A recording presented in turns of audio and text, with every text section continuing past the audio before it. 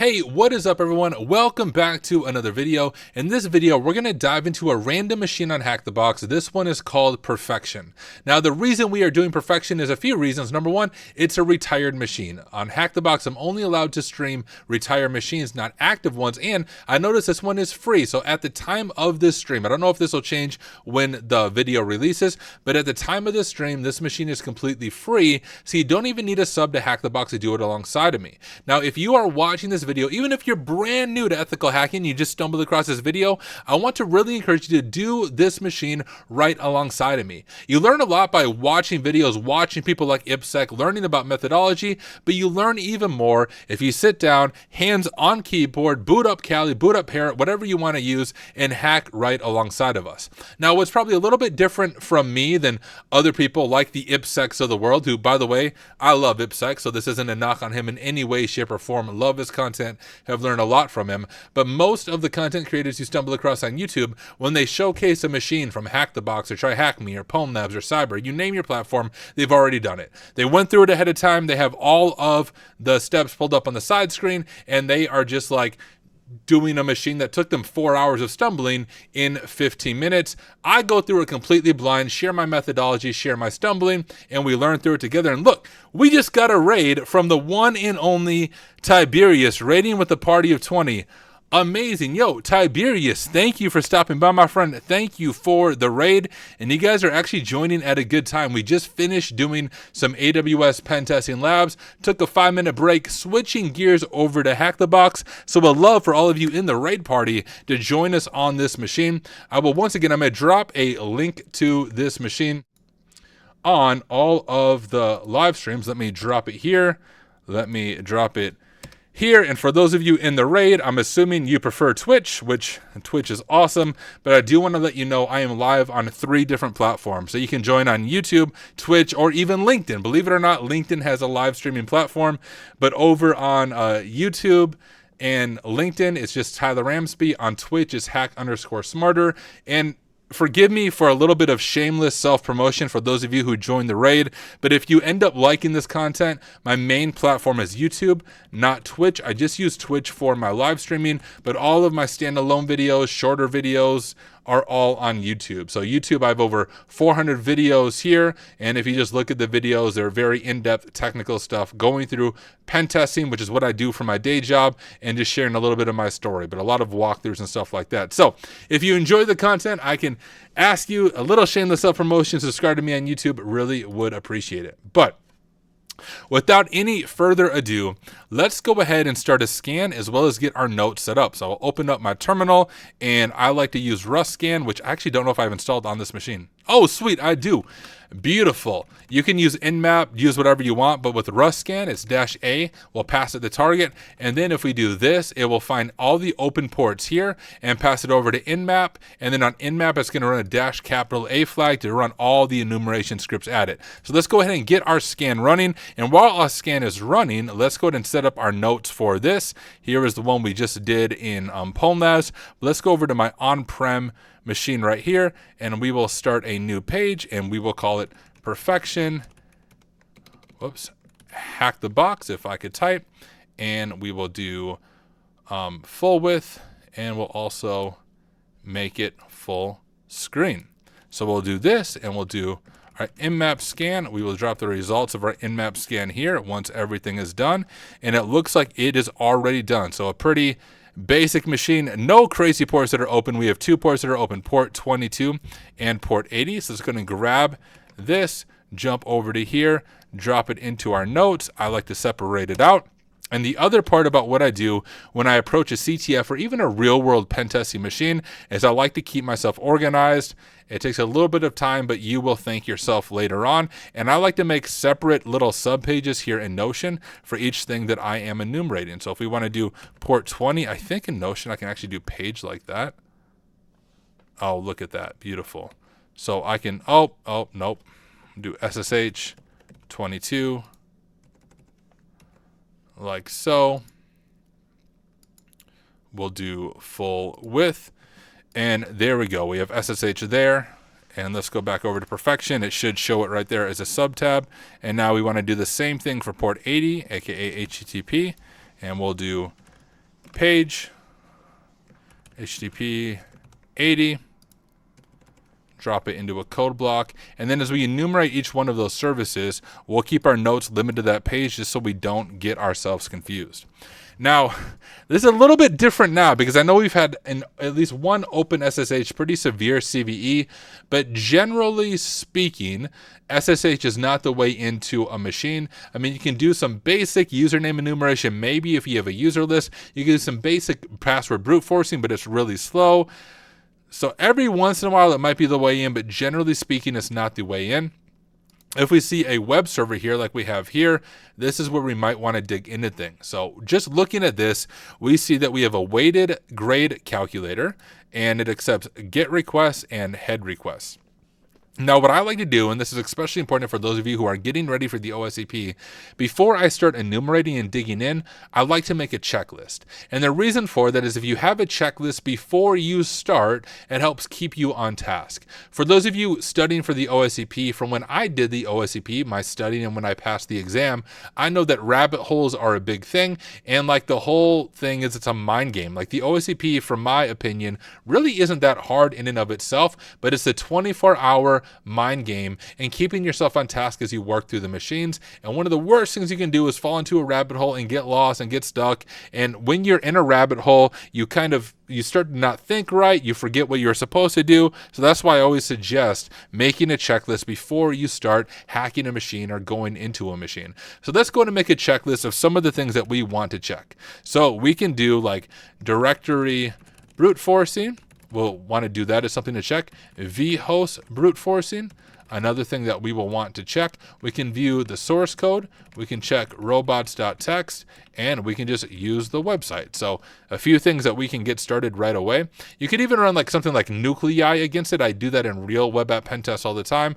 Probably an overkill for a CTF, but hey, we'll see if we want to do something like that. Well, let's go ahead before we start using the website, just kick off some of these scans. So I'm going to open up a few tabs, right? Open a few tabs. We'll call this one Dirbuster, and we'll do Dirbuster. I don't remember the syntax for Dirbuster. All right, so we're going to do Dirbuster. Bleh. You know what we also need to do that I forgot? If we jump back over to HackTheBox, let's grab this IP and let's save it to our etc host file so we don't have to remember the IP every single time. So do sudo vim etc host, type in my password, and go down here, input IP, and we'll just call it perfection.hackthebox, right? Save that, ping. All right, and I can ping, I can ping perfection now. So now we can do dirbuster. What was the syntax again? Dirbuster -u perfection.hackthebox. We could specify a word list, so we'll do that. User share word list. Dirbuster directory list 2.3 medium is a word list I like to use. Oh wait, I'm using Dirbuster. What am I doing? I don't want to use Dirbuster. So you guys, I show my full mistakes in real time. I want to use dirsearch, not Dirbuster. Dirsearch is what I like to use. All the dirs are too close. It's hard to remember. So let's try that rather. Dirsearch perfection.hackthebox w user share word list Dirbuster directory list 2.3 medium. That looks a little more normal. And there we go. We'll start doing that. We also want to look for vhost or virtual host. That's where different web servers essentially can share the same IP, and we might be able to discover an interesting vhost to dig into. I have a locate vhost scanner. Maybe. I thought I did. Let's see. In my tools, what do we have here? Do I not have my own vhost scanner tool? Well, since I don't, let me go ahead and get that. Wait, I don't want to open a new one. We already have Firefox open. I always forget the syntax, guys, for enumerating vhost, so I wrote a little script so I would, not forget as many times. You can get it on my GitHub, which is Tenebrae93. My offensive security scripts here, just a bunch of standalone scripts that I use on random CTFs and things that I've thrown together. But the script that I want is this vhost fuzzer, so I'm just going to go raw. Geez, that makes my eyes bleed. And we'll do vim vhost scanner.sh. There's that. Okay, we'll make that executional. And now if we do this, whoops, it says how to use it. So what we need to pass it is our domain right there. So we'll do perfection.hackthebox, our wordless, user share wordless. I'll just use the same one. Although technically there's better wordless for DNS discovery and seclist, but this will be fine for a CTF. Perfection.hackthebox FS filter. We don't know what that is yet, so I always just do 1 and then I'll adjust it based on that. So you can see non-existent vhost is 3842. So let's just rerun it, but set our FS filter to 3842. And we will let that do its thing. If we jump back over to our to-do list, we have directory brute forcing, vhost brute forcing, and now we can open up the website and begin checking things out. Now there's a bunch of different tools you can use. You can use OWASP Zap, you can use Burp Suite. When I stream, I like to use a tool called Cato, and the only reason for that, I use Burp Suite Pro in my day-to-day job, but Cato doesn't rate limit you on some of the intruder attacks, and I feel like it's more affordable for people who are just getting started. So use whatever tool is preferable to you. They essentially all do the same thing. Cato doesn't nearly have as many features as Burp, and so like for real pen testing, like I said before, I use Burp, but on CTFs, I try to showcase Cato. Also really like the devs over at Cato. They've been really responsive when I give them feedback on things. So I'm going to open up Cato here. If you want to try out Cato, you can get it from cato.io. You can see our lightweight web security auditing toolkit written from the ground up in Rust. So that's Cato. You can follow the instructions there on how to install it. If you want to see a good overview of this, some person you may have heard of before called John Hammond. John Hammond came out with the whole video overview of Cato that I thought was really well done. But we'll call this perfection for a HackTheBox machine. I'll go ahead and do create. I want to go over to intercept. I like to use the browser built into it because I always forget to turn off Foxy proxy, and then I wonder why my browser's broken, only to realize it's user error like it usually is for me. And now with this open, let's go ahead and just go to the website.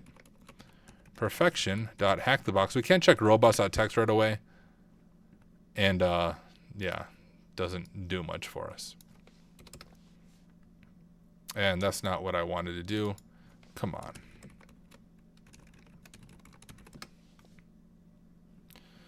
Okay, so on perfection.hackthebox, we have a weighted grade calculator, a tool to calculate the total grade in a class based on category scores and percentage weights. Why we made this? Well, here at Secure Student Tools, we know that calculating grades based on complicated weighting can be a bit of a pain. So, we sat down and thought, instead of letting students suffer through the headache of calculating weighted grades, why not make a little tool to make life a little easier for those hardworking students? You're welcome. So how to use. Just enter the names of your desired categories, the weight or impact on your grade, and your score for each of them. It'll return your total or desired grade in less than a second. It is quick and easy. So a few things that stand out to me right away is we have some service information here. Let me open up Flameshot. So I like to use to take screenshots, and we'll grab a screenshot of this right here and highlight that service information just like so. Control C and drop that over in our notes. All right. I really wish Notion would like automatically put my images left aligned. I don't know why it automatically centers align it, but we want to check out WeBrick 1.7.0. Don't know what that is, but hey, maybe there's going to be some interesting vulnerability in that.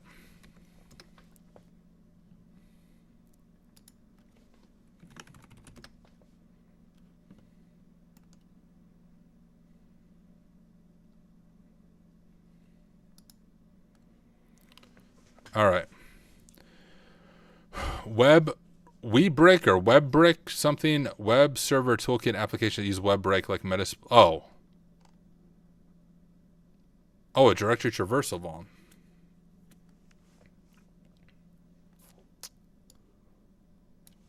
Was this a Linux machine or Windows? It is Linux. Okay. See, this may not be vulnerable to this, but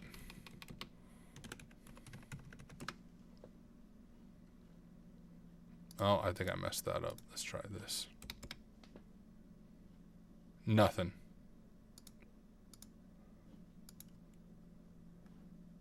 Okay, and I don't even know if that version is vulnerable anyways. That may just be a rabbit hole. Oh, it is Ruby 1.3.1 WebRick HTTP, and we are on what? 1.7. So 1.3.1 would not apply.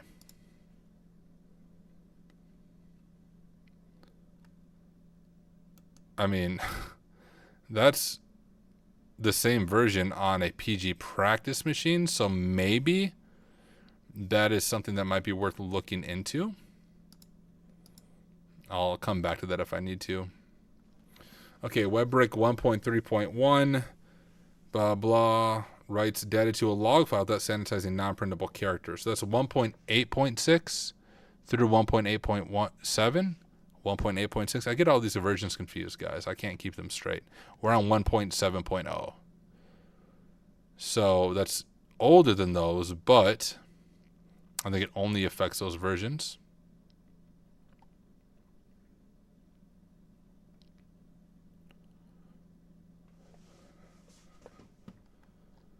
Okay. I don't think it's WebRick. Maybe I'm wrong. Let's continue to explore. I do want to check out the calculator, obviously. We got Tina Smith, so technically some username enumeration. So sometimes if we found a login form, we might be able to use like T Smith or something as a username, doing some basic username enumeration. We see her name is Tina. We can see if there's directory listing on here, which it doesn't look like there is. So that'd be something worth reporting and calculate our weighted grade. While we do that, let me jump back over to our terminal. Is there anything interesting here? So no. Dirbuster only found the about page. vhost haven't found anything. I'm just going to stop that. It must not be vhost. Maybe I'll come and regret me stopping that, but I don't think it is. Jump this over here. Jump this over here. And I actually don't think I made a folder for this. Perfection.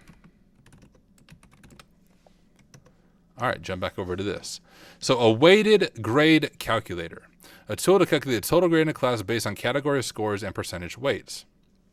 Please enter a maximum of 5 category names. You grade them out of 100 and their weight. Enter NA into the category field and 0 into the grade and weight fields if you are not using a row. Let's just use it normal, all right? So hacking, well, obviously I got a score of 1337 in ethical hacking, and that is what matters the most. Weight 100%. What if I do submit? Oh, it must be less than or equal to 100. Well, okay then. I got 100 in it, but I really got score 1337 in it. I'll have to fill them all out.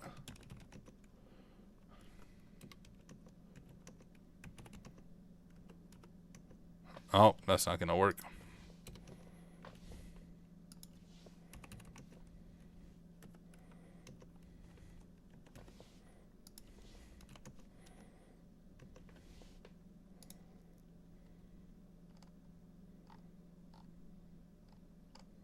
Was that supposed to do something?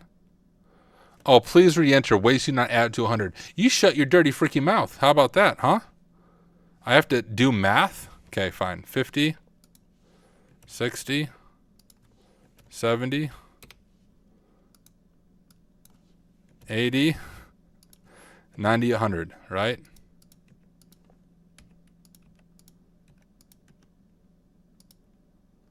Oh, wait. Weights do not add up. Oh, shoot. Okay, well, I'll just do the same thing here. 10, 10, 10, 20. All right. I'm going to capture this request with Cato so I don't have to repeat that stupid freaking crap. Okay, we're going to send that over to replay, and we'll forward it.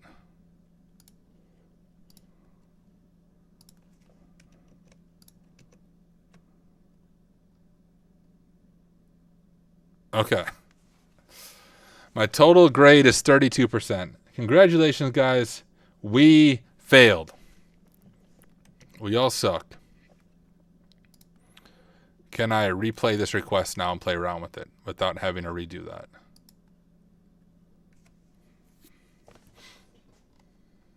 Okay, I can. So can I do something basic like HTML injection in the categories?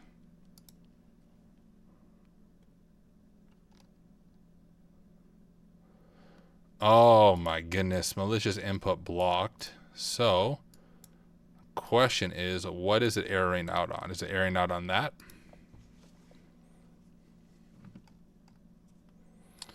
Okay, so it doesn't like that. What if I like encode it?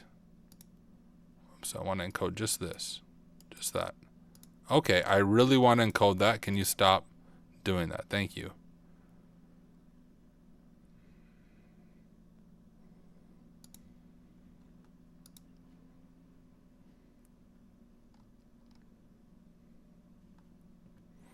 Malicious input blocked, eh?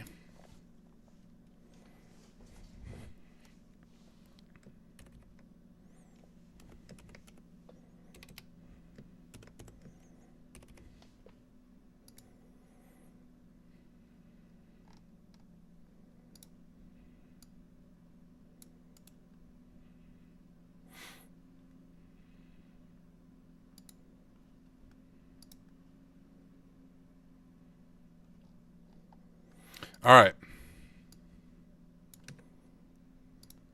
We're going to break out the big guns here. We're going to send this over to Automate, which is sort of like Cato's version of Intruder.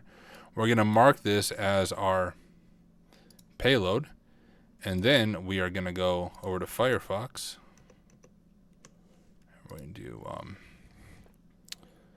injection bypass payloads GitHub.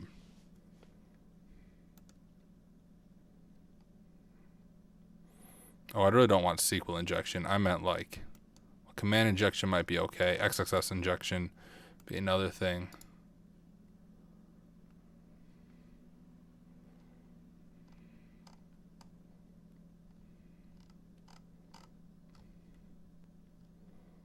That's not going to help us. It's going to detect all that.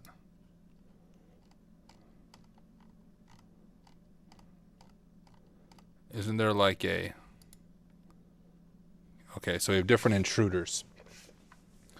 We could check out Jadix. Does he encode stuff? No. He does some encoding, but that would get caught. Is there any good bypasses here?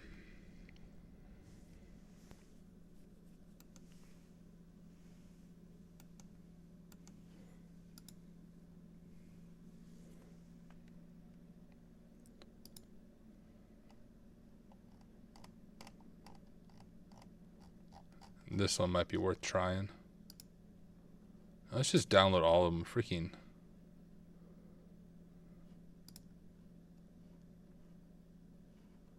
All right, I'll do them one by one. I'll show you guys where Cato really shines compared to Burp Suite Community Edition. I'm gonna go over to Simple List. I'm gonna paste these in.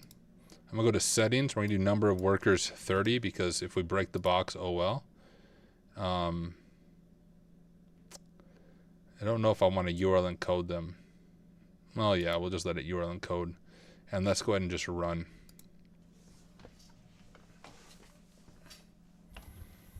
I think they all failed.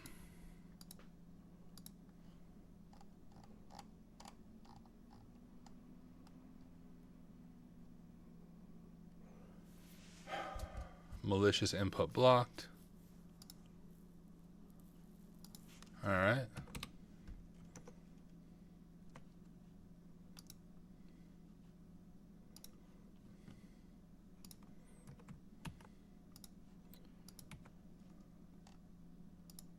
Oh, no, but I want to do that. Cancel. Run.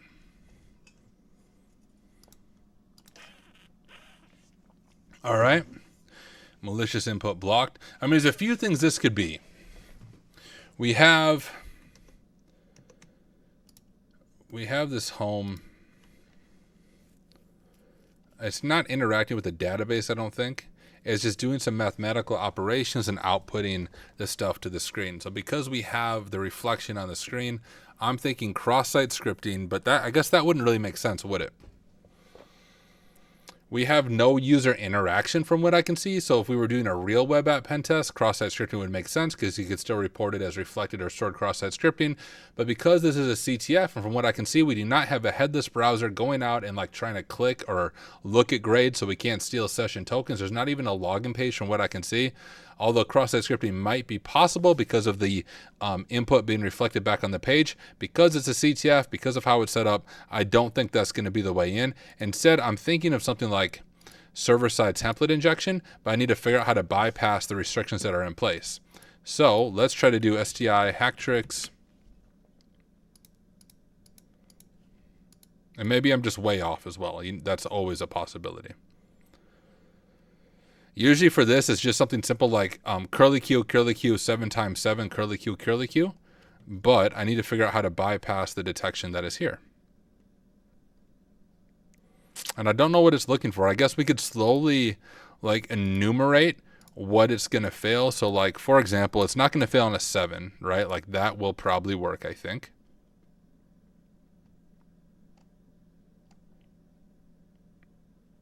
Okay. So it does a 7. Does it do a times?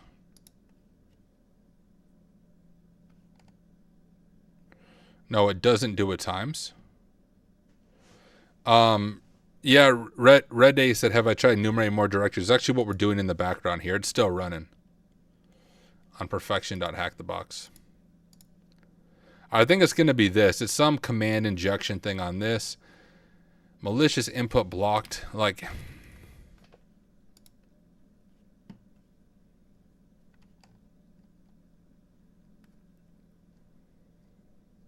you know, I'm curious how it's doing the calculation, if it's passing it to like a Python thing.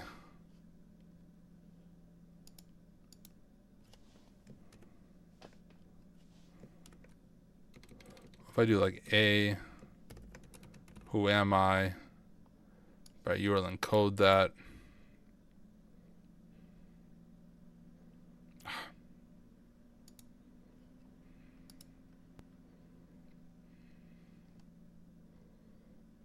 Should even the percentage signs are getting found out.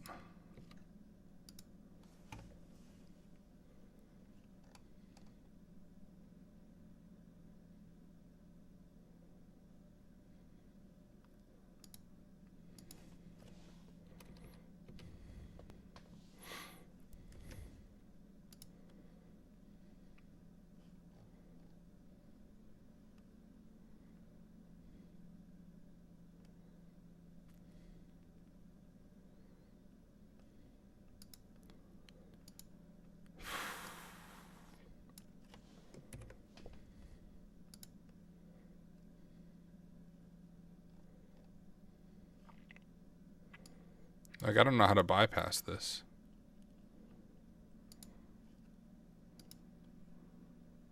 Ozrik said, I think I just use a URL encoded bash reverse shell and set up a listener to catch it. Just right here? How would that make sense? You can't, there's no way to execute commands, I don't think.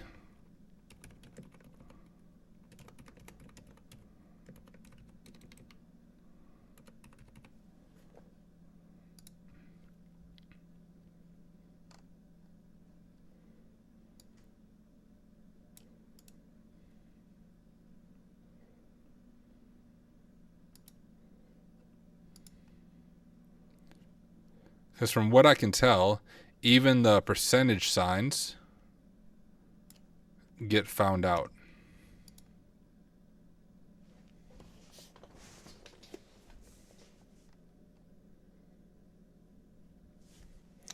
Maybe I'm doing this the wrong way. Maybe it's the weights for some reason.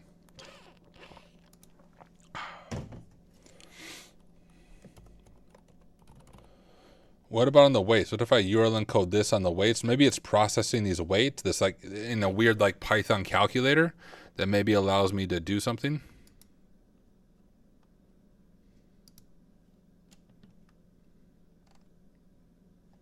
No.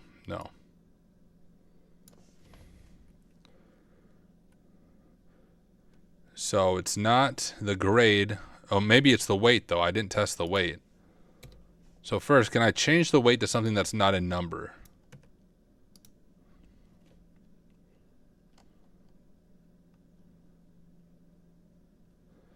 Okay, so it just says weights don't add up.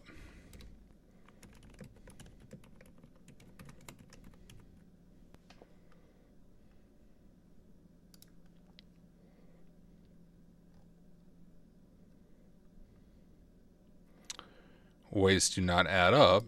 Is it executing command somehow when I do that?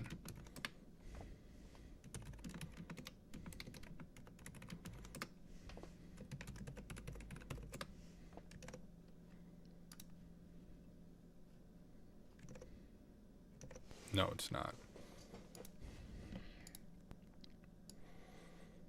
Is it mad about characters it doesn't like there? No, okay, so on the weight category, it's not saying, yo, you use a character that's not allowed, but it's also not adding up.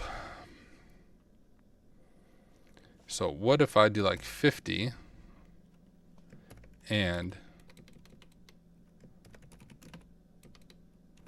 who am I like that, but URL encoded the and.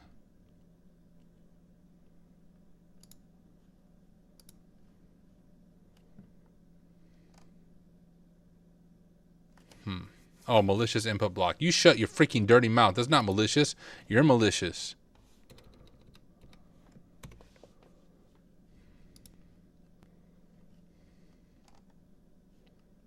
That's not malicious either. You're malicious. Okay. Trying to think. If we go back to my notes, I have some command injection notes. Detecting command injection. So the problem is with these, if any of these are URL encoded, it's going to say malicious input detected.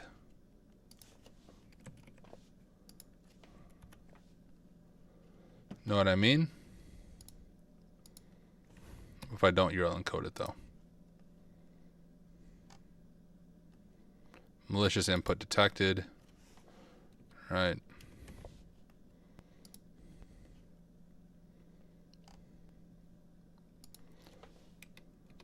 I already tried a background. I already tried a pipe. I tried ORs. How about a subshell? Will that freak out? Yep. And surely this would also freak out.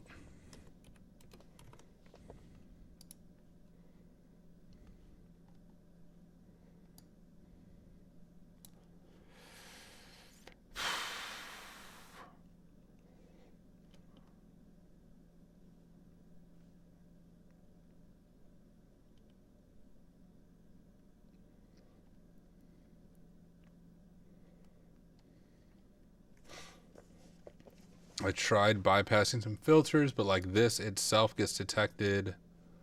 I can't do this because that gets detected.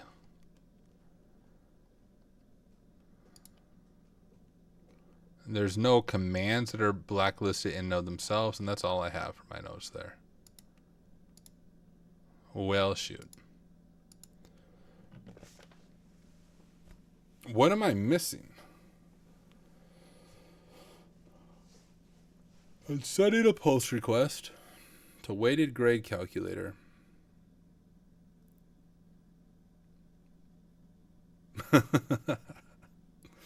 Doc G Money said, my OSCP training tells me to just tell you to try harder. I'm sure it's probably something simple. I still think it's server-side template injection because of how it's being reflected. I just have no idea how to do that with like every special character is blocked.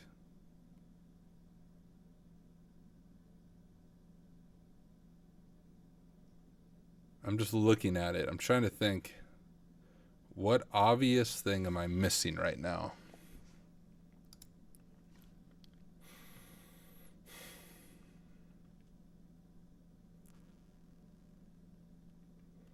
What about this? Enter NA into the category field and 0 into the grade.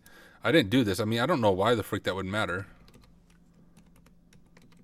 But that means the slash key is not malicious.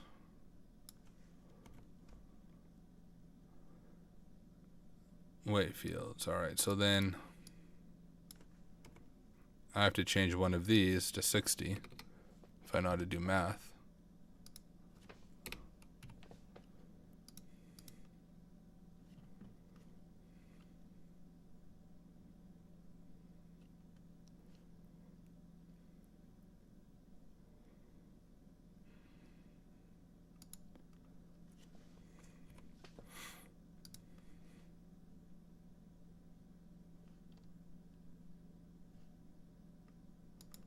Something simple like a negative number.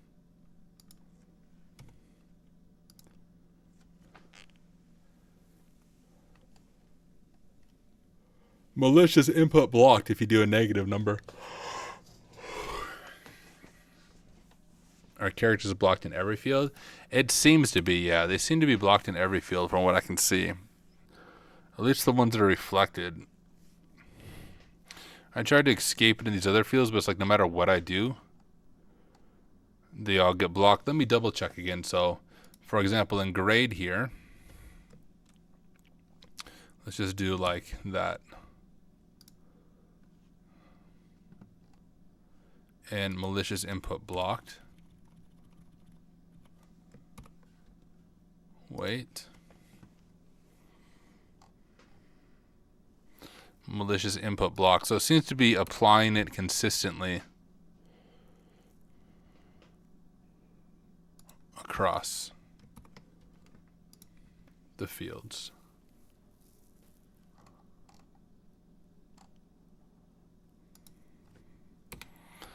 Let me spend a little more time reading about web brick.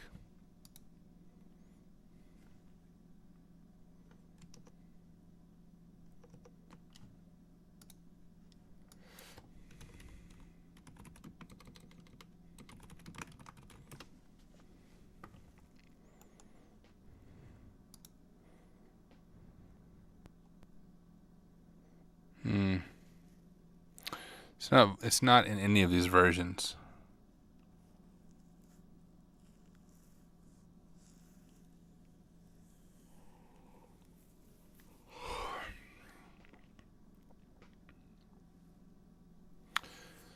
Hey Tyler, what are you hacking today? We're working on the perfection machine on HackTheBox, but as most things on HackTheBox, easy means not easy at all. Even look at this. What do you mean, guys, easy?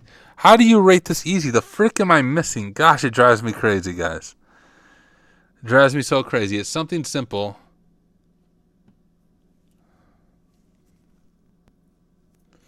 Yeah, it's a Ruby, I guess.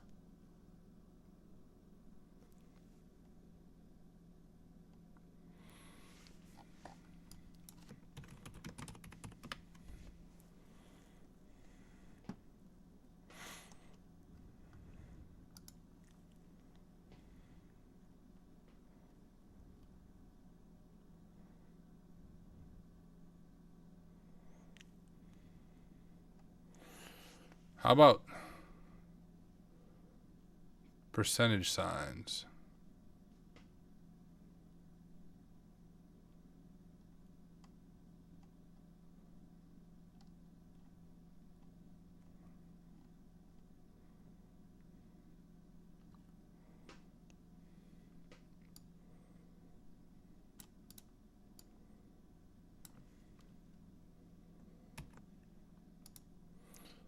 Arthur Skills said, I'm not the only one to struggle with easy machines. Yeah, dude.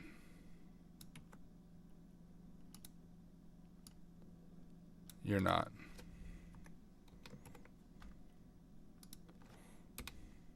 Only difference is you don't have to struggle with them on stream. Invalid query parameters. You shut your freaking mouth. You're an invalid query parameter. Your mom's an invalid query parameter. Yeah, that'll teach him.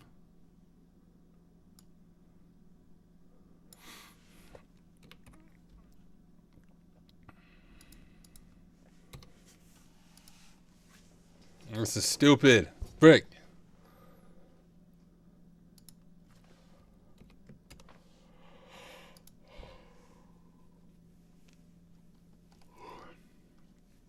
Everything is blocked, guys.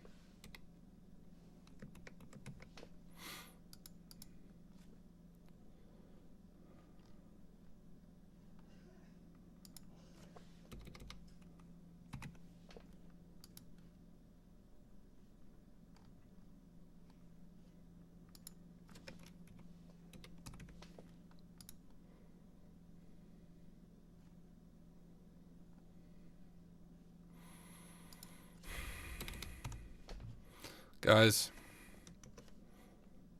I give up. Kind of. What's guided mode say? Oh my goodness. Don't tell me it's an OpenSSH vulnerability. You have to... Is it the new OpenSSH vulnerability? You have to be freaking joking me. No way.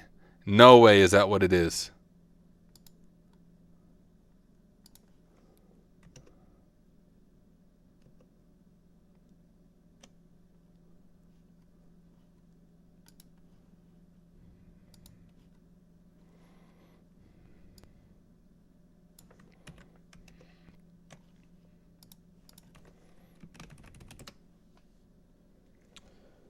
Oh, dude, thank you for the super chat, the real Bill. Dude, thank you so much for the $10 super chat. You're amazing. I appreciate the support.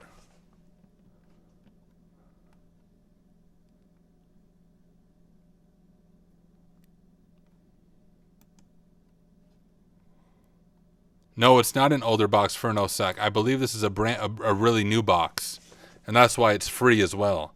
It might be free because they want to show off the OpenSSH vulnerability, legit.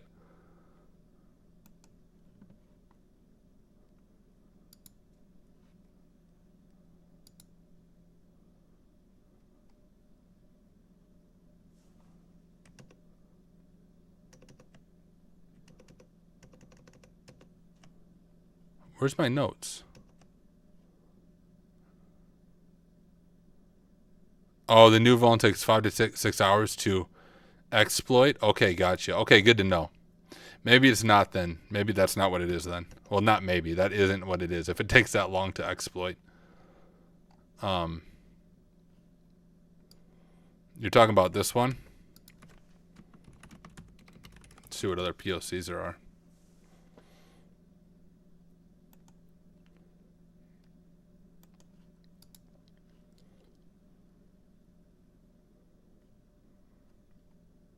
How long does it take? Well, no, this would be patched, I think. All right, you know what?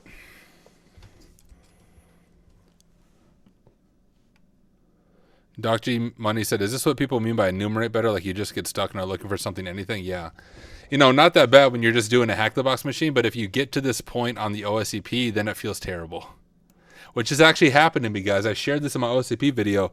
When I started the OSCP, I was stuck for 5 hours with nothing. I didn't do their bonus points because I hate their lab environment. So I knew I could not pass the OSCP without the Active Directory component.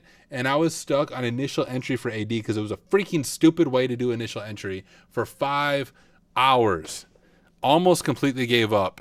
Finally, at the end of 5 hours, I saw what I was missing. And then it only took me 3 hours, like literally stuck. Within 3 hours of being unstuck, I compromised AD and compromised like all the machines on the exam and was done with the exam. So I completed the exam in a total of 8 hours, but literally I really completed the exam in 3 hours because for the first 5 hours, I was completely stuck. I was so freaking pissed off. Oh, Oreo Bite had the same experience, dude. Yeah, it's terrible. Absolutely terrible feeling. Gotcha. When do you know if it's a rabbit hole? I try to set a timer for myself. I would set like a 45-minute timer, and if I didn't have anything, I would move on the OSCP. But for me, I thought the OSCP was relatively straightforward. I can't do a whole lot. I can't say a whole lot without OSCP offset getting mad, but I thought the exam was relatively straightforward. Malware Combat said, your mom is OpenSSH. Yeah, your mom's OpenSSH.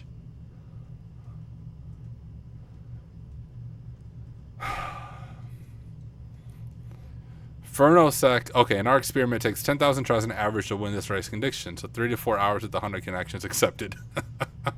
But you know what? You know what, dude? That's the kind of thing HackTheBox would do for an easy box. They would make it a 4-hour SSH exploit and say, it was a publicly available vulnerability, therefore it's an easy rated machine. That's something they would do.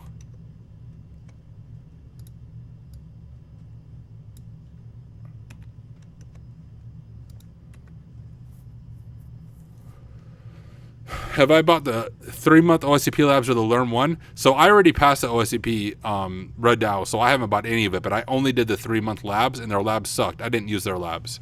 I used TCM Security, HackTheBox, and TCM Security, or TCM, HackTheBox, and Try Hack Me to study for the OSCP, and I ended up passing it on my first attempt. But this is what I can tell you guys, like, every machine on the OSCP is easier than an easy machine on HackTheBox, hands down.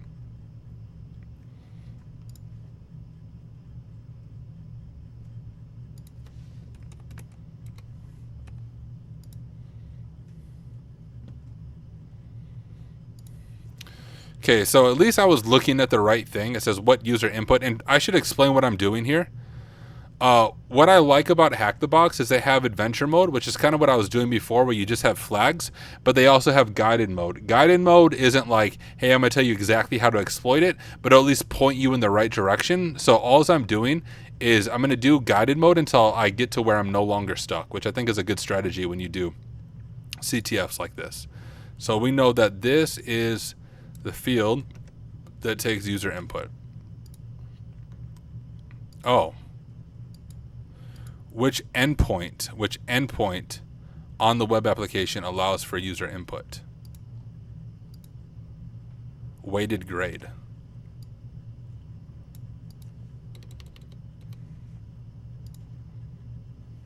There we go.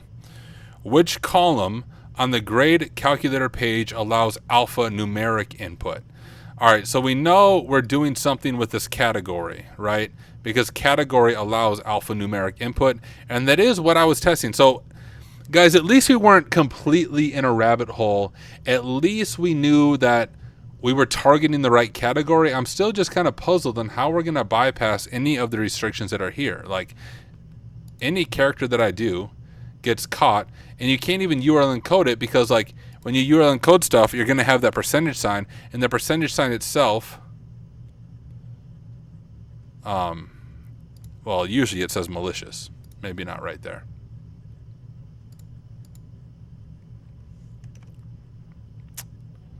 Oh, that's category. What am I missing? I don't know. With the URL encoded value of the character, you can use to bypass the input validation. You can't. Well, okay. It must be this. So if I do like, all right, I'm gonna try this. This fails. We're gonna automate this though. I'm not gonna manually do this, but I'm just curious. Am I URL encoding? Am I doing something wrong with my URL encoding? Because I tested most of these characters myself.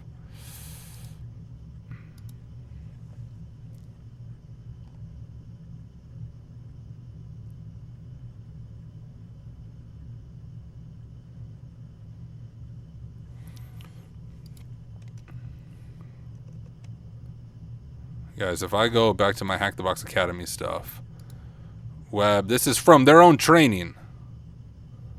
Command injection, right? Can I just copy this and like,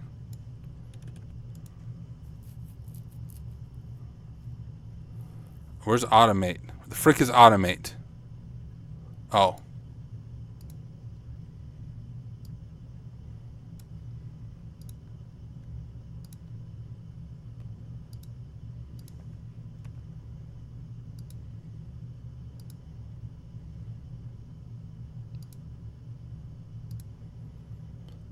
Okay.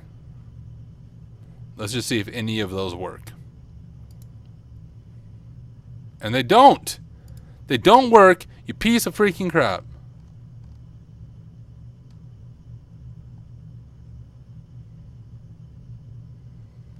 Ty Kwan said, how do you become proficient in hacking? Obviously, don't ask me. I'm apparently not proficient.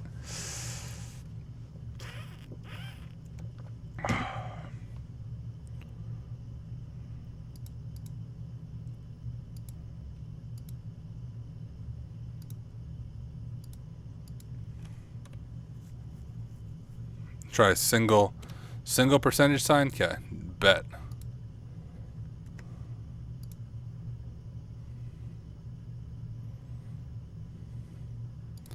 Invalid encoding.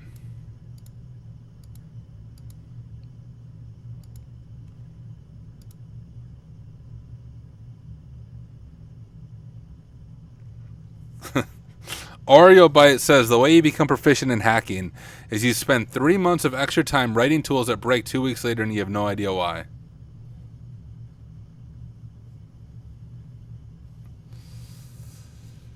You would do category 1 equals test and then make test the payload for automate. Then make test the payload?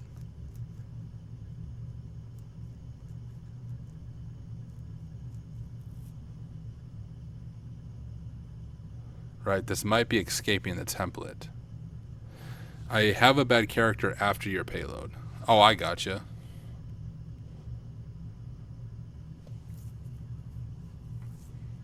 I see what you're saying. Okay, that's interesting. That's not something I considered.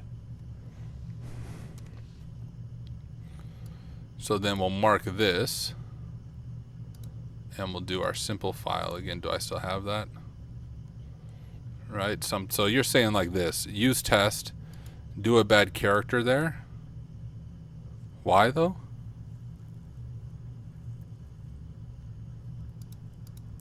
Did I do that wrong or right?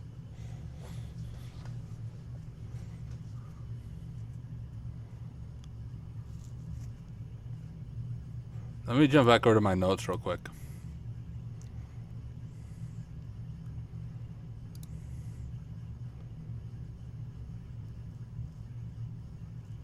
Cato is URL encoding your payloads. Is it?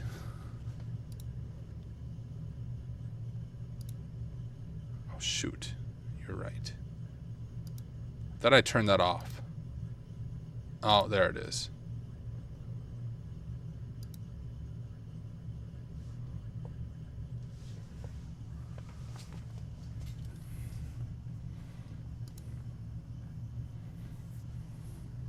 Now it's doing it correctly, right?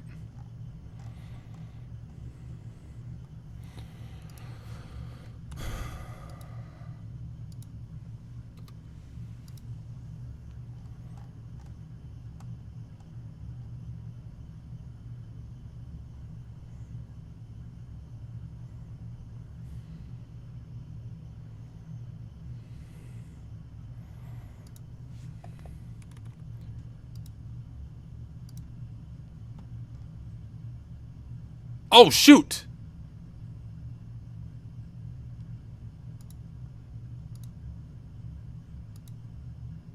That one worked. Let me figure out why they didn't work in automate. Let me go back to here. So I needed to do test and then like the payload.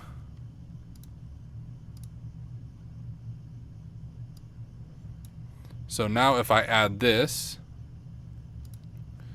go to simple file, paste that in for my notes, turn off the URL encoding. Ah ha ha.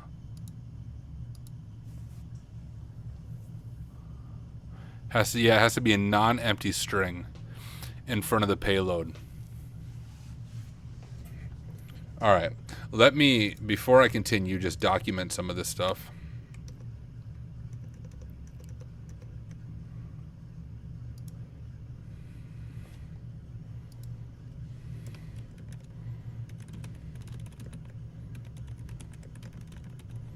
Wanting to question my existence.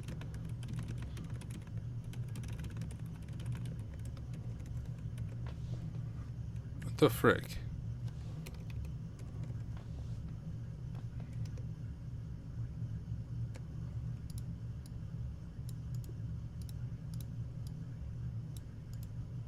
Come on, would you please just copy normal?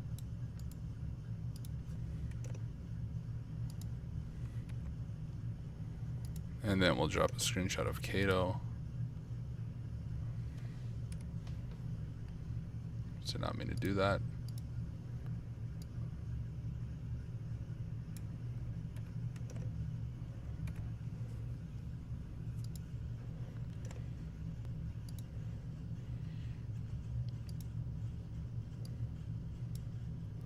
All right, we know this is the correct payload because the different length.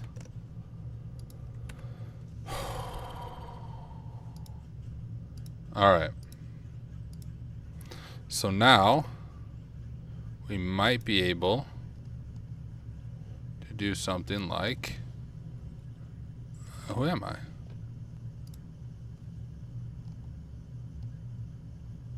Okay.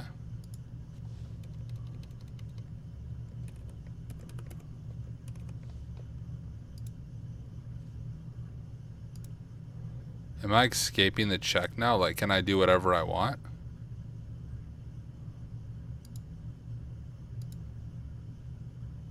No.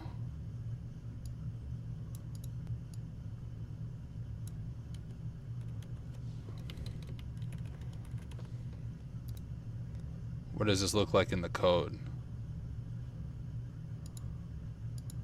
Oh, what? Am I going crazy? Oh, I need the A. Come on, Tyler.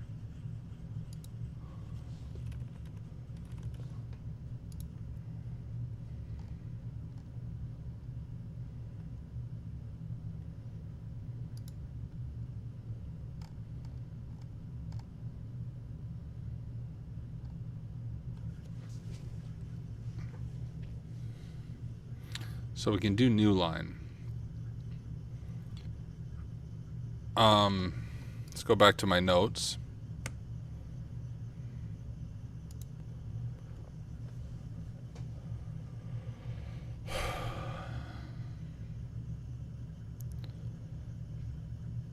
Attempt to append our command through various injection attacks. If the command output changes from the intended user result, we have successfully exploited the vulnerability. So command injection methods, we have a new line.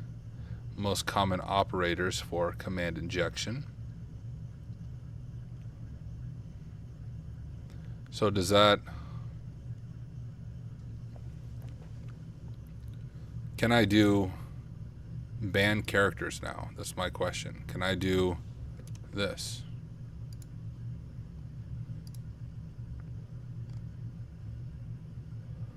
Oh, I can.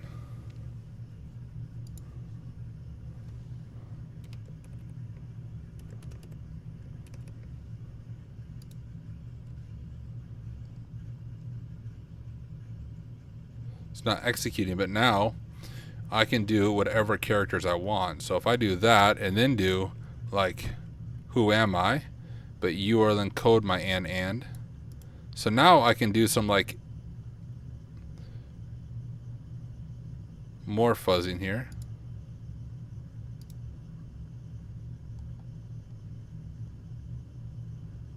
Okay, that doesn't work.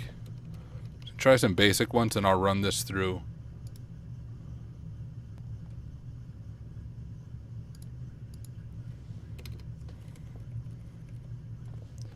Through some of the fuzzing. Maybe I'm missing a payload that I'm going off memory.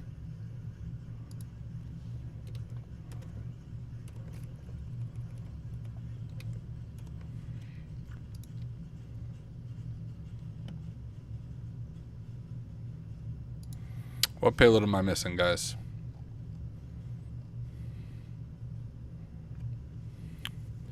We did new line, but I can't execute commands from there, at least not that I can see. It's not actually executing.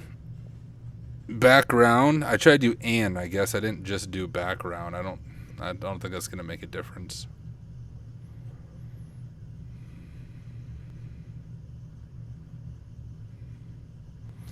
I don't know if it's server-side template injection. Maybe I'm doing this wrong.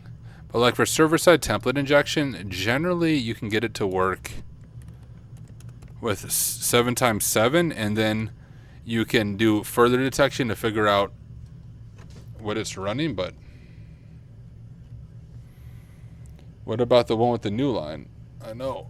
Remember, it's Ruby. Okay, yeah. Good call. That's a good point. Let me go back to that article I was reading before I got mad.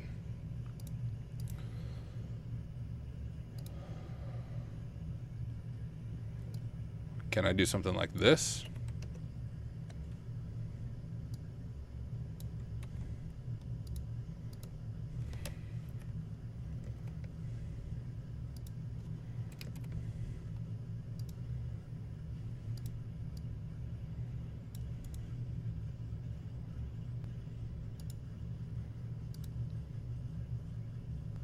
Okay. It's cool. Let me read about Ruby a little bit.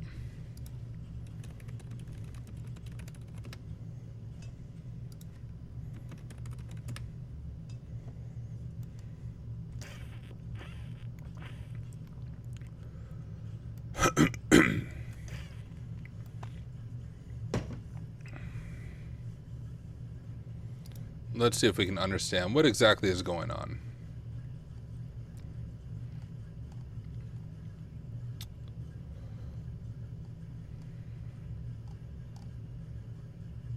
All right. I'm looking for something like that. I want a quick POC to see if we are crazy. Know what I mean? Let's take this now.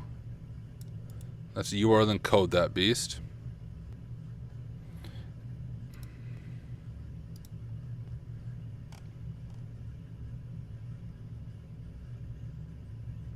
Okay. We have command injection with Ruby. Or not command injection, rather server-side template injection. And we have it with this payload right here. So that's a good confirmation that we have it. Let me just go back. Well, we'll do this for my screenshot.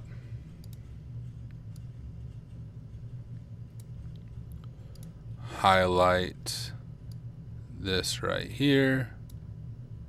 Highlight this right here. And we will say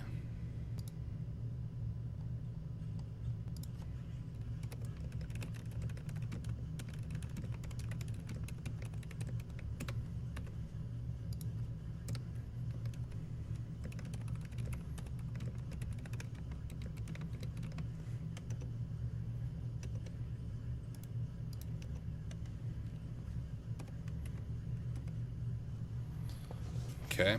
So now with that, we should be able to pretty easily get RCE. Like, I want to see if I can read Etsy password just for the heck of it.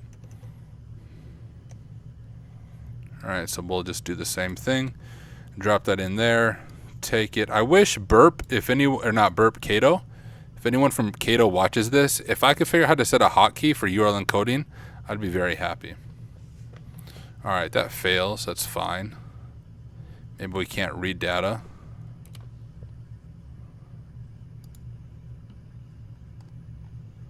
Okay, want to make sure that's working. Let's jump back over to the article we were looking at. So, okay, can I run system commands like that? This would be cool if I could do that, right? If I could go to the right window. So let's see if we can run a system ID command. We'll right click, convert.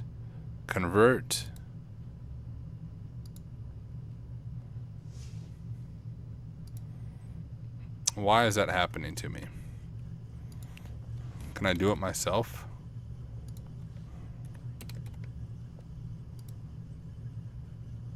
No.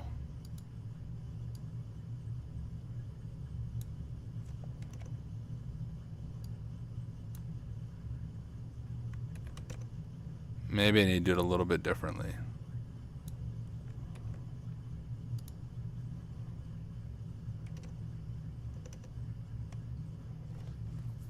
So system ID.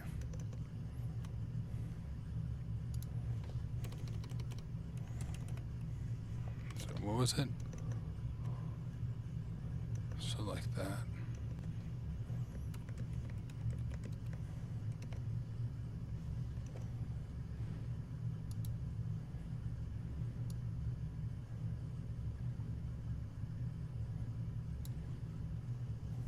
Does anyone see something wrong with my syntax there? Gosh, dang it. Don't freaking jump down like that over and over again.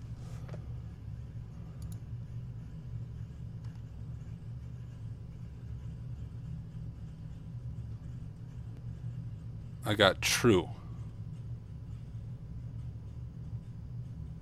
for ID.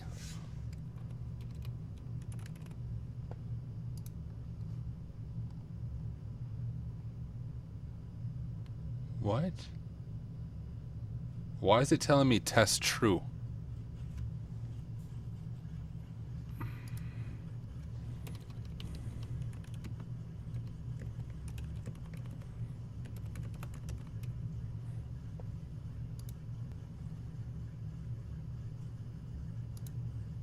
Oh, look at that. Okay. I have command injection. There's a wget request right there. Let's document that.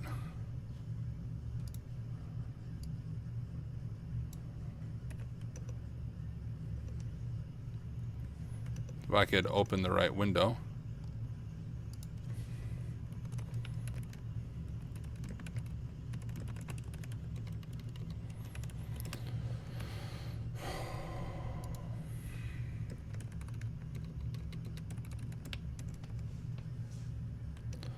I'm getting closer, ladies and gentlemen.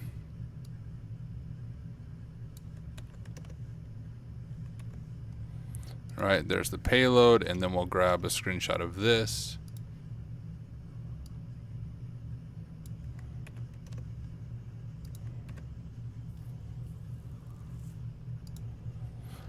All right, so now we can use our handy dandy hack tools.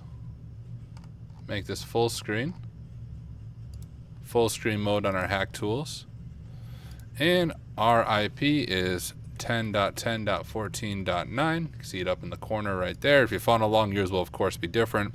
1337 is fine. And we can just try to do like a bash reverse shell just for the heck of it, see what happens. I actually want to save this request because I know I have working command injection there. And we'll go over to this.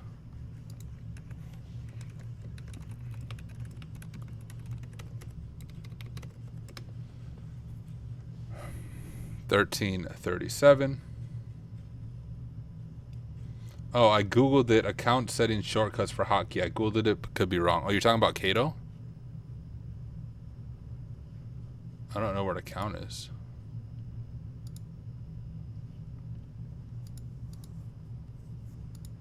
Sweet.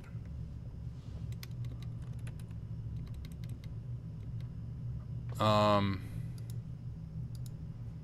often playing around with that. I bet I can figure out a way to do a hotkey on it.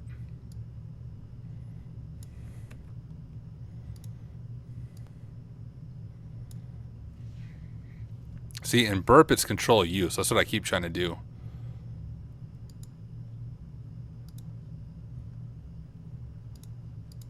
Boom, I have a shell. Amazing. Let's drop that in our notes as well, wherever my notes are.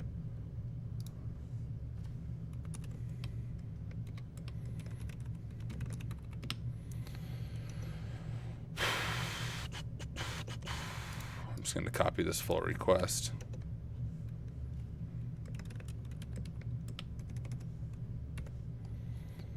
All right, and then our shell.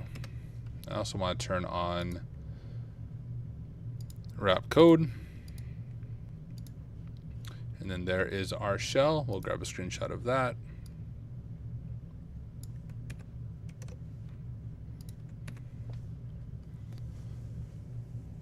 All right, we're at the 3-hour mark, ladies and gentlemen. Not gonna quit though until we solve this lab. Not 3 hours just on this lab. I think we spent the first, was that 2 hours on our AWS pen testing stuff, but now we have access to the machine. We can go ahead and stabilize our shell. If you download the HackTools browser plugin, super helpful. Has great commands here because I always forget how to do this on stabilizing our shell. We can literally script kiddie our way through this there. We'll copy this, do that, and then Control Z, then this, and then this. And now, hey, I have a little bit of a better shell. We can also go to home. There's, of course, our user flag. So we'll grab our user flag and jump back over to HackTheBox here. Probably close a lot of this stuff out.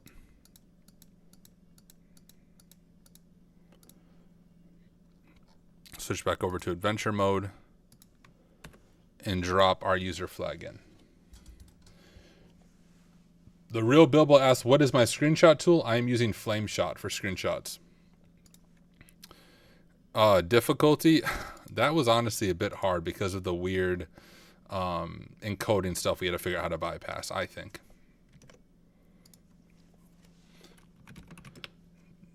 I want to, before I go any further, does she have an SSH folder? We're going to make SSH touch authorized keys. I'm just going to give myself SSH access so we have a little bit of a better shell. Oh, I didn't even generate a key. I don't remember. SSH keygen, right? I think it's SSH keygen.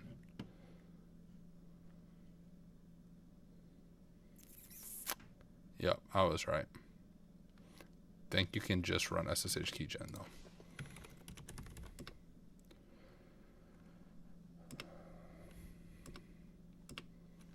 All right, cat home, Tyler, SSH, public key. Grab that. Over shell.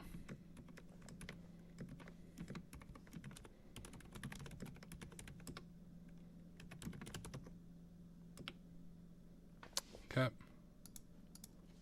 Who was that? Was that Susan?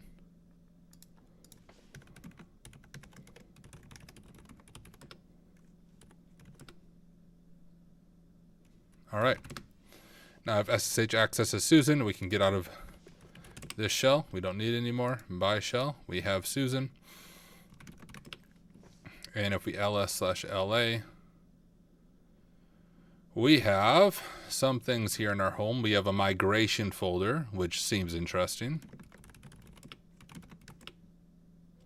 Pupil path credentials database.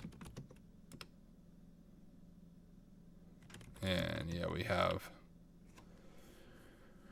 a SQLite database here with some what appear to be password hashes. We'll just copy this. I keep opening the wrong thing for my notes. Oh no, it is Hacktricks. All right.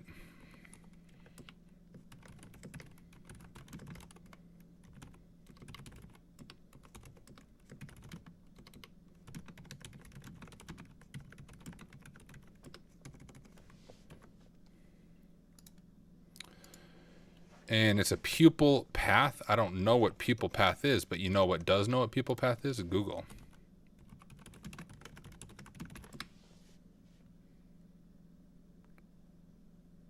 Oh, there's a perfection thing. How do I hack my teacher's pupil path to change my grade? All right, we're definitely going to look at that. But we'll say crack pupil path password hash.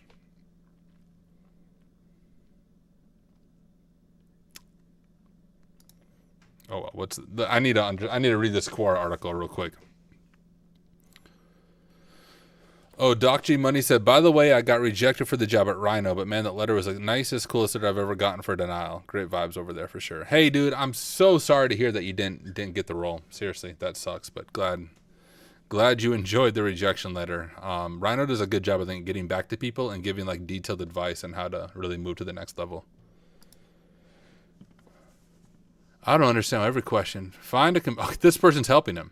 All right. Find a computer on the school's network that is relatively unwatched and boot to a Linux Live CD. Scan the network looking for a host that either by naming convention or location is also on the admin network. Throw every exploit in the book at it. Gain some kind of shell access and pivot from host to host until you find the one running the grading software. Do your research. Know what software is being used. Identify the IP block your school owns. Target social engineering techniques against the IT staff. Dig through their trash. Call the software vendor support and pose as a new teacher needing login help. You've got an advantage. You have physical access. You know the layout. You know the teachers' names. You know the school directories. Everything you could ask for. Leverage that. Hack the planet. Amazing. Well, you first just log in. Then you go to the transcript and delete the app, then re-download it, and then just put the teacher's first and last name, then put the password, the name of the school, and boom, you are in. Hey, if you want to change your grade, do the work to earn the grades you want. No, that's not the hacker way of doing it. Was there some reason you got the bad grade? Did you always do your best, or did you dilly and waste your time? Did you not try harder? I don't think your traits, if meeting any of the criteria above, are going to allow you to win at anything. Losers cheat. What are you? I love this Quora thread. Yeah, Eldrick said, didn't you get in trouble for hacking your school? That I did. Matter of fact, I got banned from using a computer at my school when I was in high school. I got called into the office or whatever with the superintendent, the principal, and the school resource officer, aka the police, and they were like, hey, me and my friend Nate, if you guys touch computers anymore, we're going to charge you with criminal charges. And I wasn't allowed to use a computer. But hack all the things. This is my favorite freaking Quora thread in the world. All right, guys. Back to this.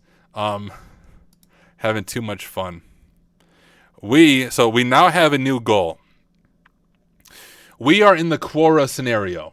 We are students at this school. Our grades are terrible because we spent all of our time on HackTheBox and not actually doing our homework.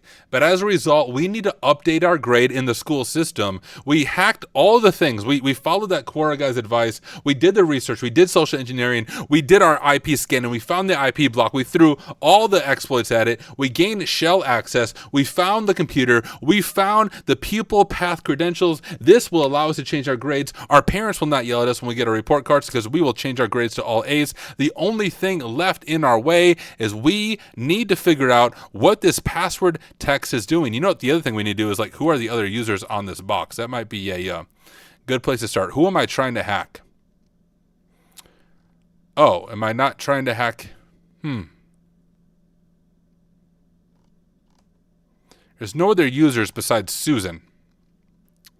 Do you think one of these users might be reusing their password for root or something, right? I don't know what kind of password hash this is.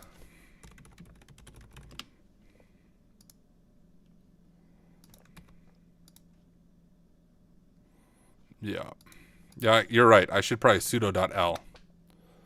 I don't know Susan's password.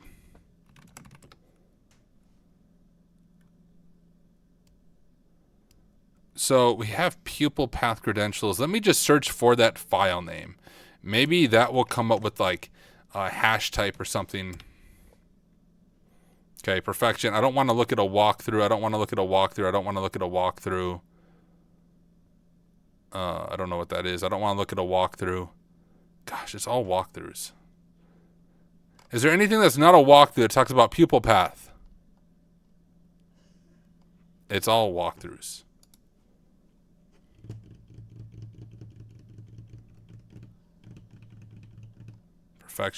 Perfection. Okay. Well, let's just read pupil.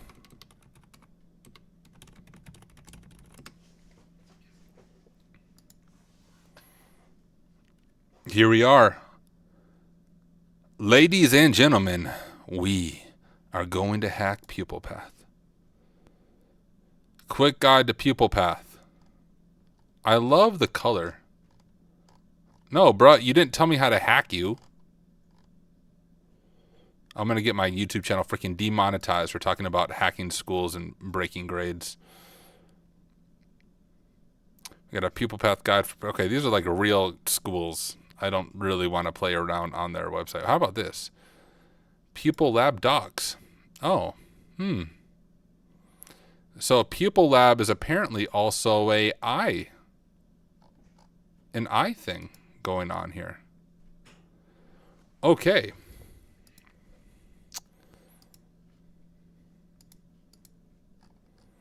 I don't think that's a rabbit hole. It's pretty clearly pointing us to this. I didn't want to do that. Strings.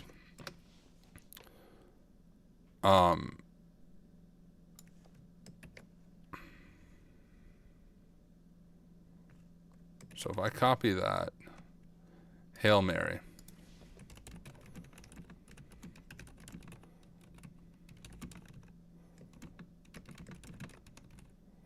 I am IT support at my school, and the teacher lost their password, but I have the hash.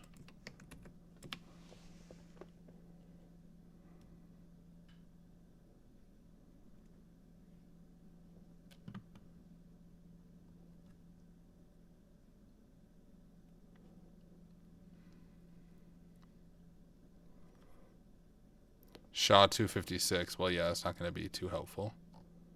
But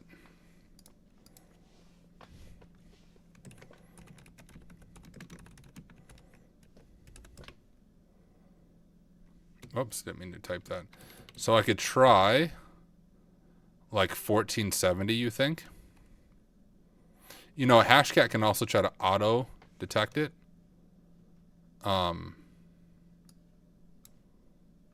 Here's our hashes. We could do cd home Tyler HackTheBox perfection hashes.txt. And then we can pull these out. I mean, there's a few different ways. I think I can do like cat hashes cut delimiter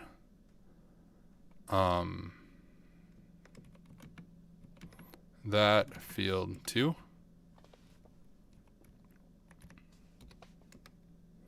And that'll give me the hashes. Okay.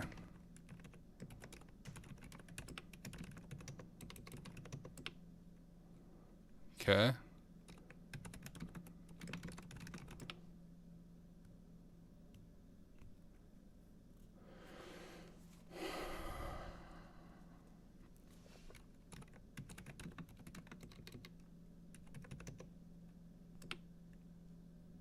What, auto detect? How do I on Hashcat? Oh, the last one is kind of missing characters. You're right. Let's find out. Let's go back to our terminal.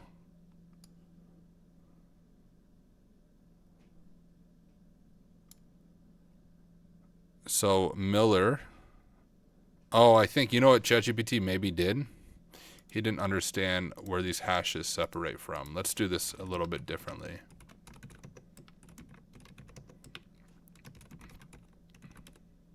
I'm going to mouse pad this.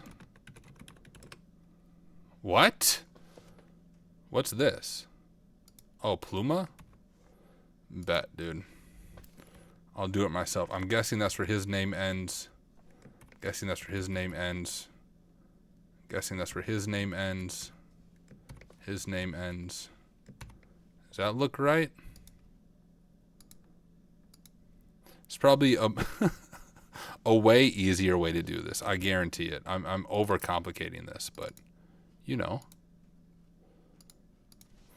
Best way to do things.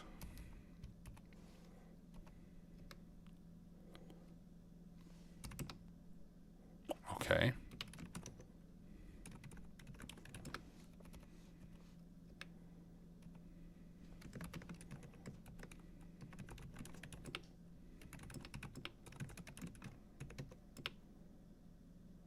Okay, cool. So now it's at least seen my hash. Beautiful. So we'll do hashcat-m 1400 dash, I think it's W for wordless. User share wordless. Oh, shoot. What user?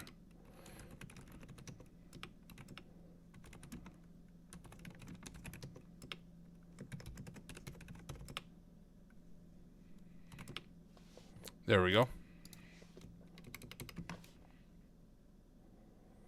Oh, W is John. Hashcat's just a path to the file. Gotcha.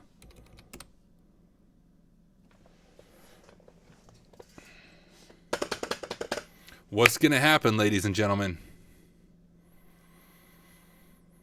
Oh, token link exception on 4 of the 5 hashes. That's not good.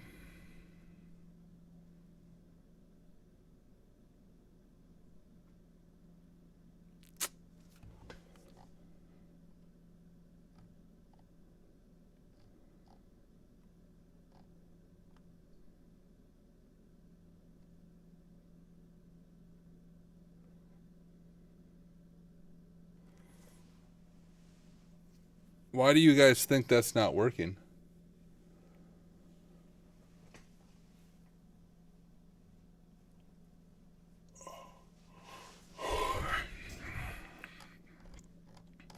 Maybe this is a rabbit hole, but I don't know. It seems to very clearly be pointing us to do this.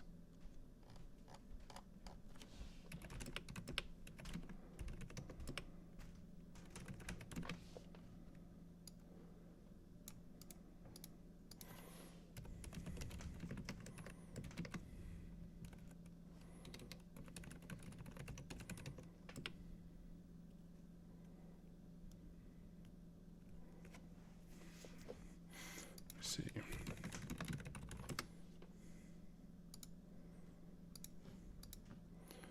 Maybe view the data in SQLite browser to see if the hashes are broken. I mean, that's probably worth it. I just want to be done, guys. I really only need Susan's hash and do sudo-l. Yeah, you're probably right. I probably only need Susan's hash, and maybe they are malformed, possibly. Can I do something simple like, and then go over to this, perfection.hackthebox 1337, people credentials.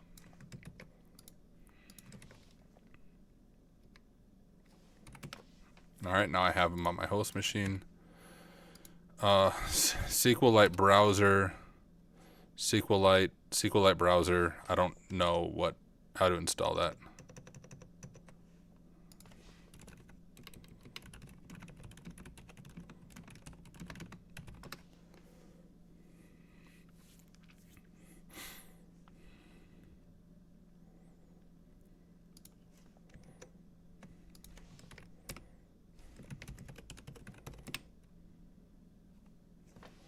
I already have it.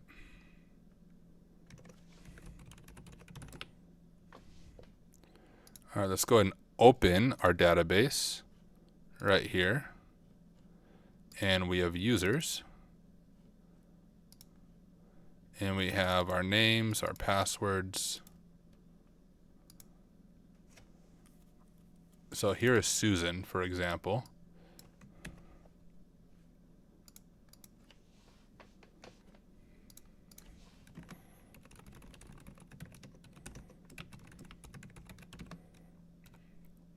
If I just pass it the hash, whoops.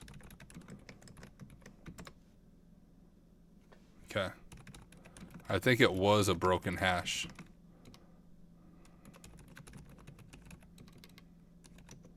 Let me just try Susan real quick. And let's see if this works. If Susan doesn't work, I'll pass it all the hashes. Oh, did it get exhausted? Freaking lazy. That's why you got exhausted. Because you're lazy, you piece of crap.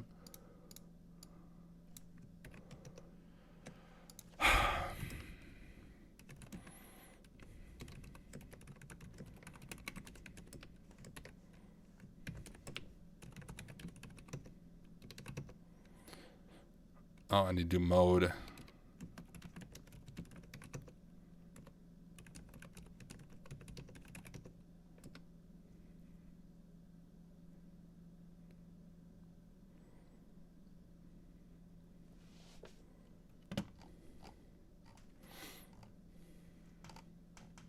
I'll paste the hash in chat. Messes up the format. I don't know if you can get it from that.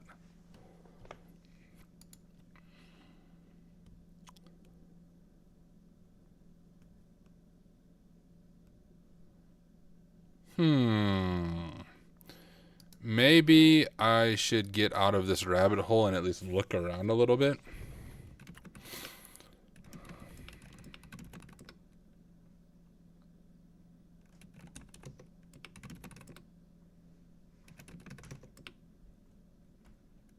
Here's that Ruby app.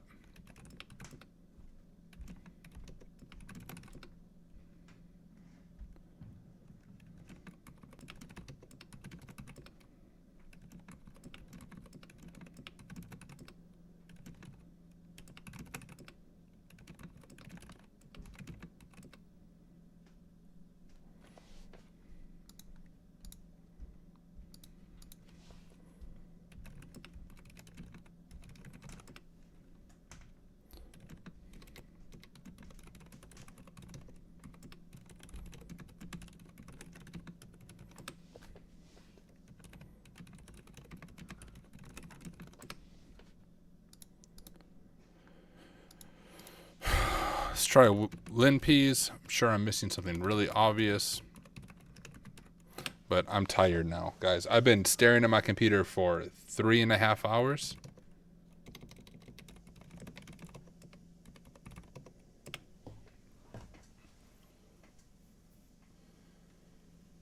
You know, there might be oh, sudo. I need Susan's password. I need Susan's password. I need to crack Susan's hash, and we would be able to just sudo Sue. So surely we're supposed to crack that hash somehow, some way, right? Let's try a few other things, since I'm quite certain that's going to be the way in. Some hint might be there in the machine. Oh, in a text file. Okay. Bet, dude. I'll go check it out in a second. Let me just drop this in here, and then I'll go see if I can find some hints. Okay. Thought that was worth checking.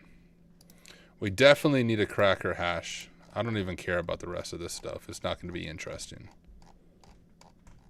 Since she's in the pseudo group.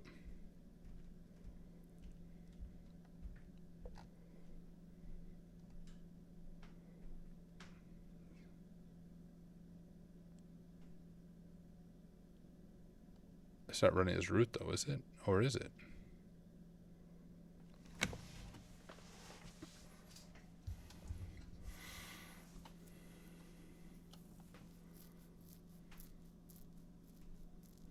When it reboots, CDs over to the Ruby app, runs Ruby on main RB when it reboots. That can't possibly be it, because like multiple people are using this. We can't just be rebooting machines to execute crap, I don't think. Yeah, I know she's in the pseudo group. You shut your dirty mouth. I don't know her password though. How about you tell me your freaking password, you scrub?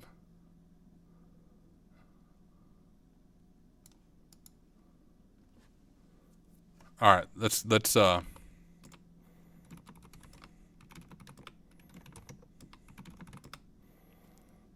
right, Susan. My parents are going to be mad if I can't update my grade, Susan. So we really need to figure this out, Susan. I should call her freaking Karen at this point. Okay, so there's nothing there. Bash history we can't see. Profile is not going to be interesting for us. Ruby app's not going to be. Well, I don't think Ruby app. Well, I don't think there's anything in Ruby app that was interesting.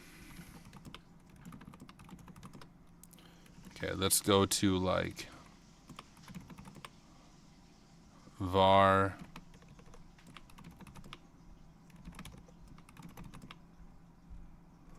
Nope.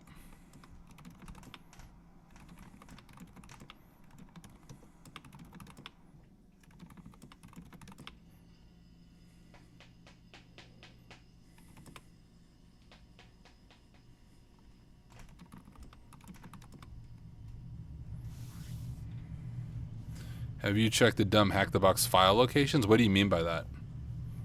Do you have something in mind?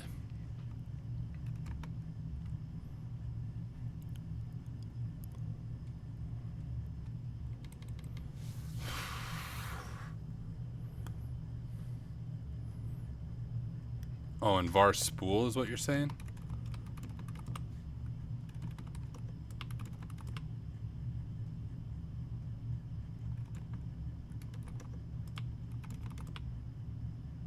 Okay.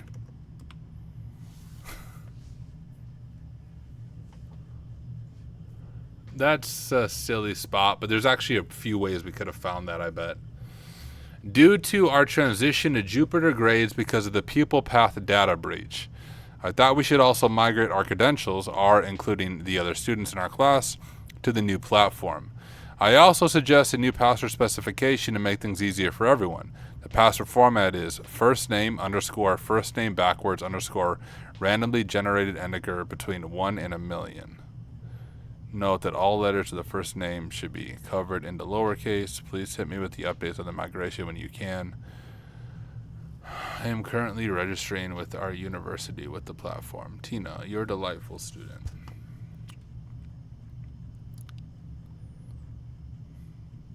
So do I have to like...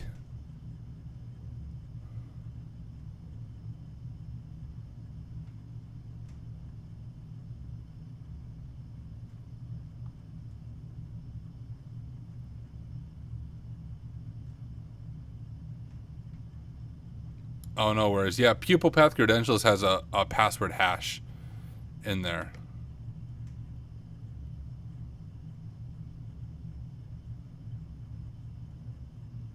I have some ideas. Let me just...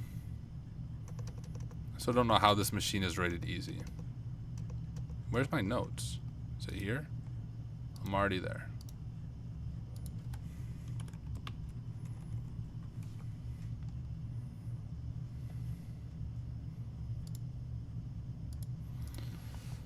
Okay. I'm gonna see. I'm gonna phone a friend.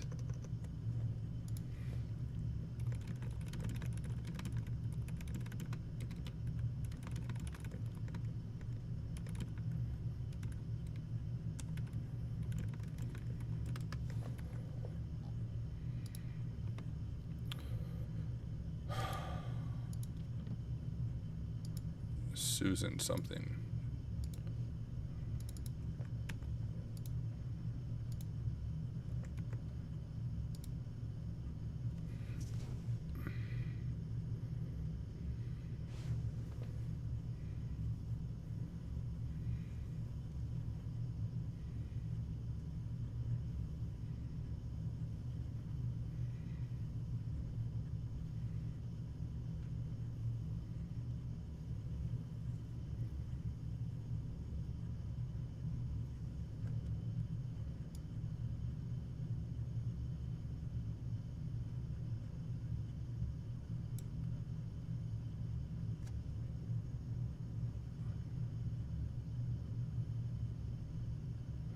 Okay, Xerox shared it as well. Does this look right to you? It'd be this one right here then, right? Here, let me see if yours is the same as what he's given me. So you're saying... I don't know all of his crazy stuff here. So we can do this hashcat masking wizardry craziness.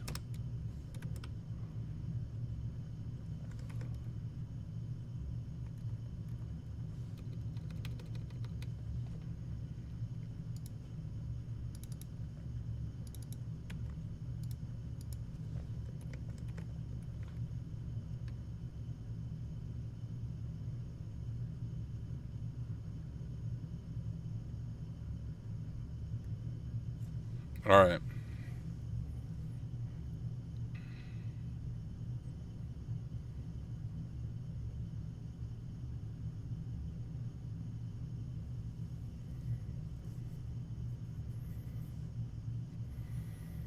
Does anyone know if I did this right?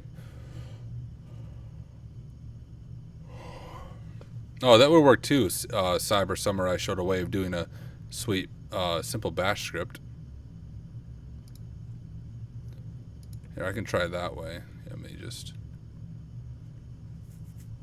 Let me try that.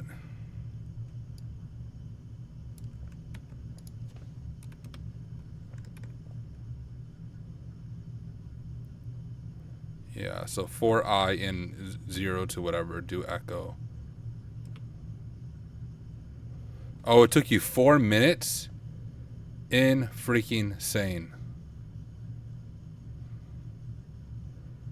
Are you joking me? I'm not going to wait 4 minutes to brute force this. Okay, FernoSec, how did you do it over in chat? Did you do this hashcat masking? Oh, my time estimate in hashcat. I thought you meant you successfully did it.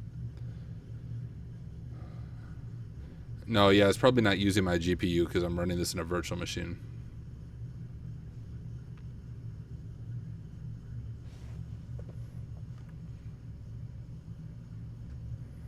I'll put the hash in chat, dude. Bet. I just don't like showing my host machine on here. I don't even think I have Hashcat on this host machine. Surely this isn't the way if it takes that long though, right? Like there must be a different way. Can I like... No, you wouldn't be able to do SSH any quicker.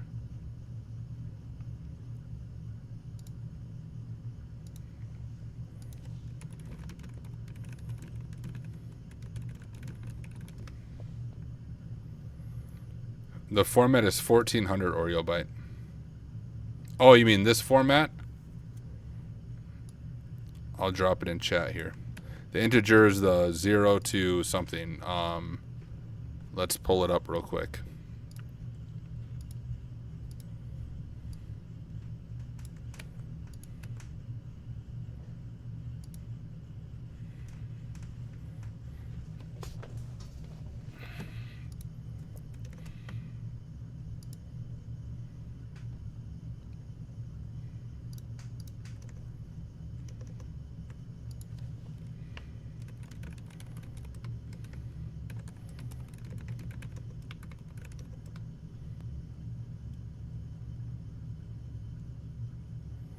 There's no other user cyber summary that we can really do. We need Susan's password specifically. Oh wait, we cracked it. Guys, I didn't even realize it was cracked. Did you see that? We cracked it. Look at that. Alright, let's grab this whole thing. It was literally right in front of me, and I didn't see it. Oh man, story of my life when it comes to hacking. All right.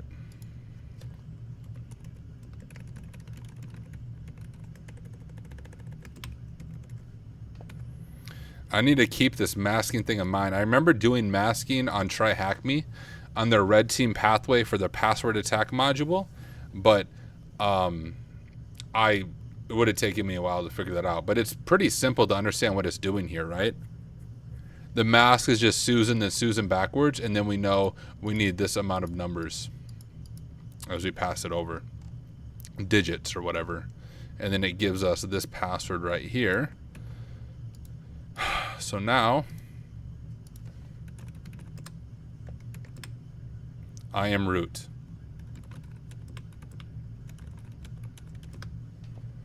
Beautiful. Can someone tell me how that's an easy machine? Either I'm very much a noob or that machine is not easy. Like I was saying, for those of you going through OSCP, this is like 10 times the difficulty of anything you will encounter on the OSCP by far. Just this one machine. Oh, let me grab the right one.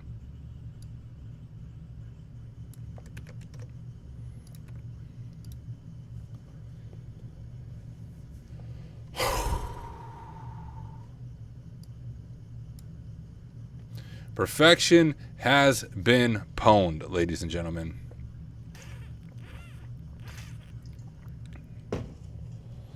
Oh yeah, Fernosec said, I think the problem solving isn't easy, finding some of these things out of all the possible things, but the actual techniques involved, SSTI, filter bypass, basic password cracker, easy. Yeah, good point. Definitely a fun box though, like I really enjoyed it. Hats off to whoever created this box, but I don't think it was as easy as other people were rating it. Now, what I love to do, guys, when I am done with the HackTheBox machine is look at the write-up from 0xDF, one of HackTheBox content creators, and I love his write-ups. He goes into a lot of detail, and I always learn something from there. So let's see how he did this.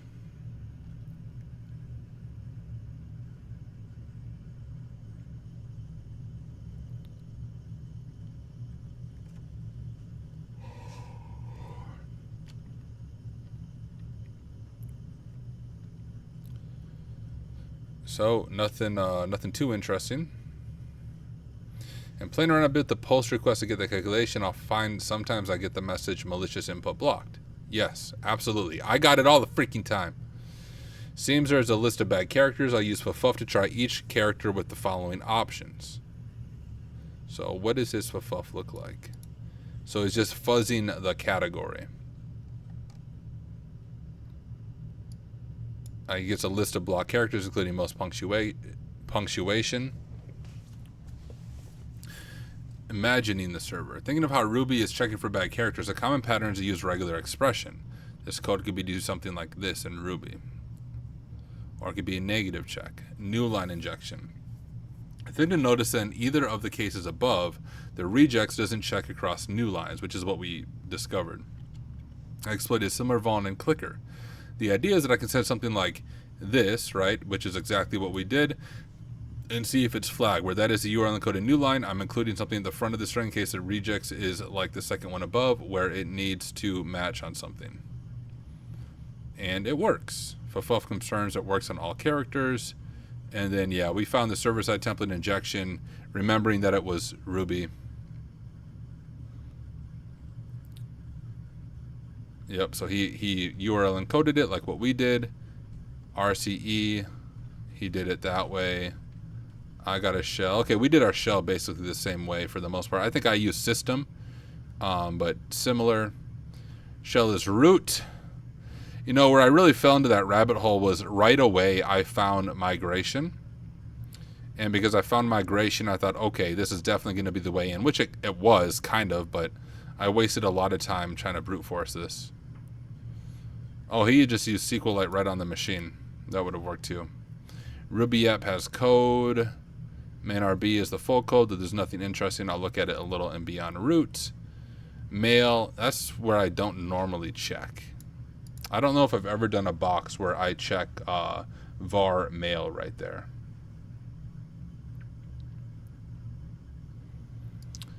I am curious. Oh, so he did hashcat mask. 0, which is the default. Here I'm going to use A3 for brute force, which means try all possible passwords that match the given mask. The password mask would be a combination of static characters and variables. So exactly what we did, hashcat. There's our hash A3 for, so the dash A3 means brute force mode, and then Susan Nassus, and then passing it our digits, right? If I'm understanding that correctly. Yeah, so our digits right there. And then we got it. So he analyzes this. Oh, man. All right, I'm going to read through the rest of this myself later on. I'm getting tired, guys. How long have I been on stream now? Wow. I've been on stream almost 4 hours. So, hey, for those of you watching this on YouTube, you were just here for this Hack the Box machine. Thank you so much for hanging out with me as we stumbled our way through this really fun machine. Learned a lot on these filter bypasses, server-side template injection in Ruby, enumerating some mail stuff, doing hashcat masking. I learned a lot. That was a super fun box. So thank you for those of you on YouTube watching, and I will see you guys in the next one.